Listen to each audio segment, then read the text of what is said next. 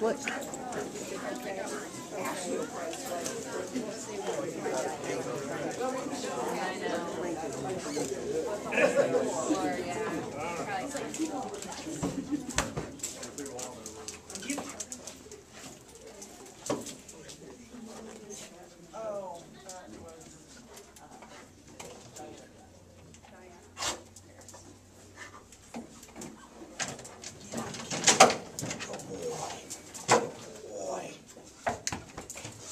As you can see, his drug work isn't much of a spectator sport. It doesn't take him very long.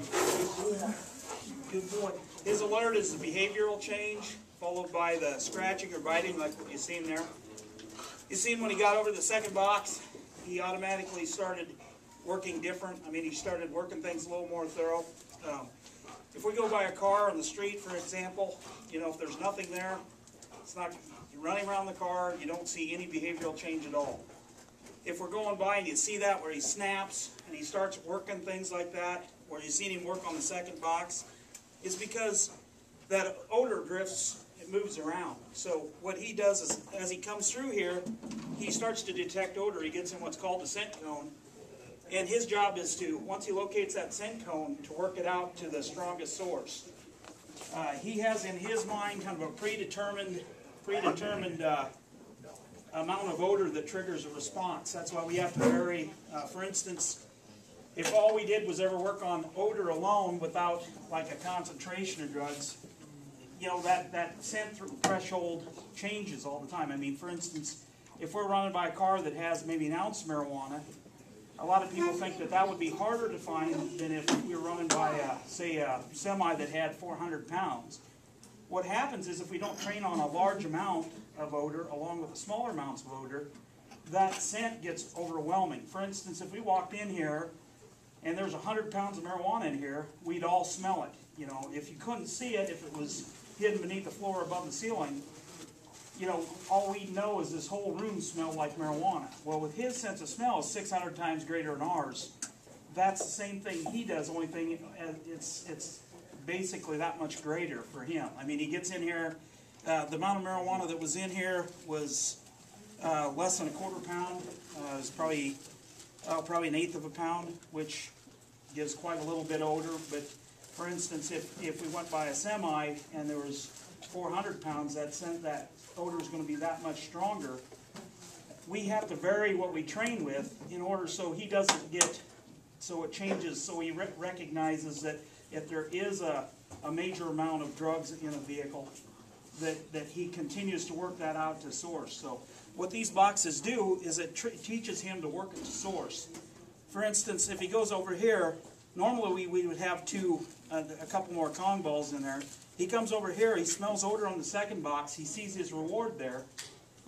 What we want to do is initially when we first start these, he wants to alert there. I mean, he's looking at that, but we're not going to give him a reward. He doesn't get any reward by that over there.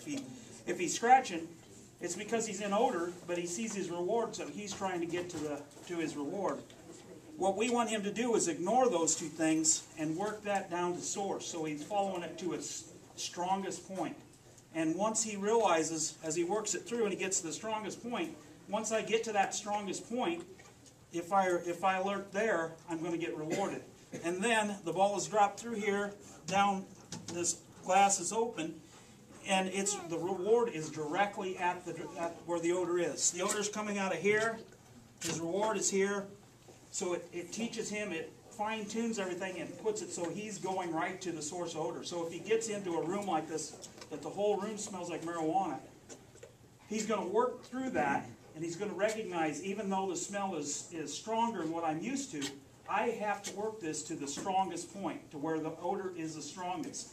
And that's, if I don't do that, I'm not going to get a reward. So these boxes are invaluable to us. I mean, there's another 2 racks of these, so I think we've got 9 boxes altogether that the school built us. So if we're in a regular training scenario, you know, we have a lot more of these boxes, and we'll vary the odor. We'll go from everything from odor only, it's just a towel, to several pounds, up to 10 pounds of marijuana. So So we want to vary that odor, so every time he knows it's different. You know, one time it'll come through and the odor might not be as strong. Next time it comes through, the whole room might smell like marijuana. So it really helps us, and that rewarding at source is really a good thing. Plus the windows that show him the other Kong balls and stuff, so he doesn't. So we don't want him to alert at the sight of something. We want him to alert only to the smell of narcotics and at their strongest point. So anyways, as you can see, he likes his Kong ball. He's do about anything for the ball. When they're selecting a patrol dog, that's one of the main things that they look at, their play drive. Everything that this dog does should revolve around that Kong ball. I mean, he should want that thing. I mean, and if you try to get it from him, he's not going to want to let go. He's going to hang on. That's his toy. He doesn't want to let it go. That's the way a good patrol dog should be that way.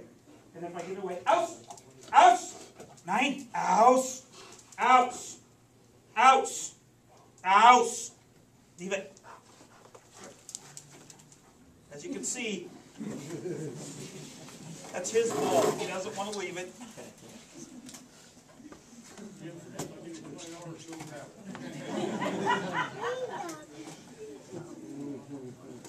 No matter where that ball goes, he's watching it. Lots.